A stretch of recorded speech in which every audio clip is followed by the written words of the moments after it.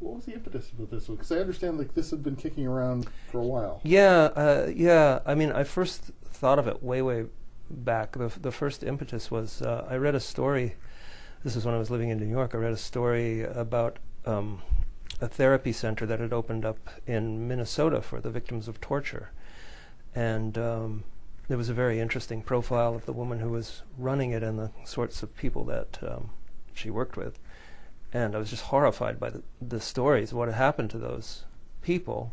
And at the same time, I thought, well, you could make a story that might be actually readable, if you had somebody actually recovering from torture in the second half of a book. So that was the impetus for it. Let's talk about the school, the little school. Tell me about it.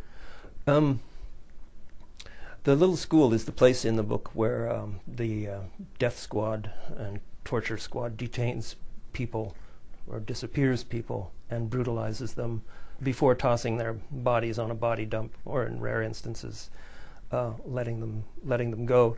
It was based on a place that wasn't actually in El Salvador. It was one that was in Argentina, I believe, and that wasn't actually a school. The soldiers there just called it the little school, ironically. It was a little place, I guess, vaguely shaped like a school, and they called it the school because they were going to teach people a lesson. In my book, I made it an actual school that has been being reused in a creative and horrifying way. And there's a warm family relationship between an uncle and his nephew. Yes, at the beginning of the book, the uncle is a captain, and he saves his nephew, Victor, a bookish and cowardly young soldier, from a firing squad because he doesn't want to see the family name sullied. What Victor doesn't know as he's being rescued is that it's a kind of classic out of the frying pan into the fire thing, because his uncle now runs a death squad, and Victor has to become part of that if he wants to stay alive. So that's our entree into that nightmarish world. And then the woman known as Maria Sanchez / Lorca. Mm-hmm. Tell me about her. She was based partly on, as I began researching this, you come across stories of such courage.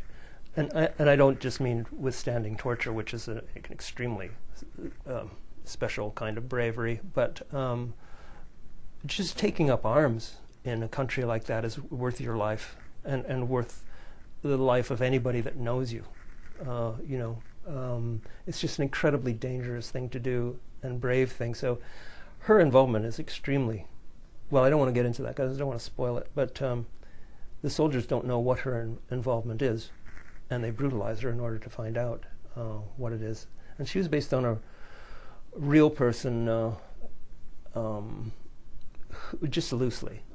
Someone I'd read an interview with who had been brutalized by a similar squad. And she was actually the daughter of a soldier that her torturer knew and admired. So it's just, bizarre relationships. I wanted to get at the different kinds of psychology that might bring people to torture. So I have the captain, who's intelligent enough to know better, and in fact was tortured himself by an earlier regime, who's, he's a loving father of 2 kids at home, completely, civilized gentleman outside of his job. And then he's an absolute fiend in his job, a real evil person inside. Second half of the book, it's... is much easier to take, let me just say that. Yeah. It's much easier on the nerves than the first half. Yes and no. I found it because I just knew nothing good was going to come.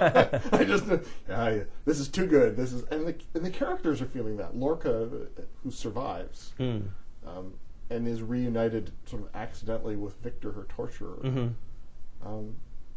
You just know it's not going to work out well, and she knows. I mean, she's just waiting for the next bad thing to happen.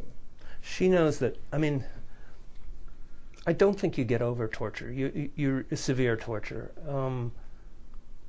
I think you remain a tortured person for the rest of your life. How you deal with that fact is going to differ with every person, but certainly people are so damaged, and they know they're damaged. They know they're not functioning. They don't function anything like they did before it happened. She knows that. She was one kind of person before. Now she's bitter, angry, paranoid, so nervous she can't stand the slightest thing. She knows her life is, in a way, destroyed, even though they meant to execute her and she managed to evade execution. In a way, her very real way, her former life is certainly over.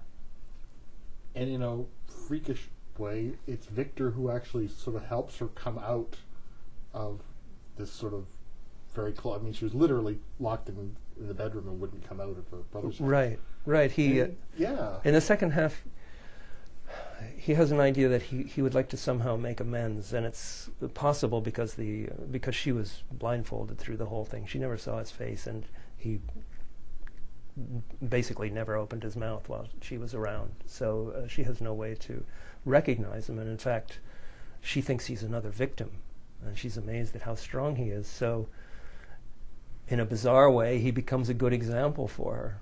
She thinks, oh, it's possible to get over that experience, and also he's very kind to her and tries to make up for it with various kindnesses.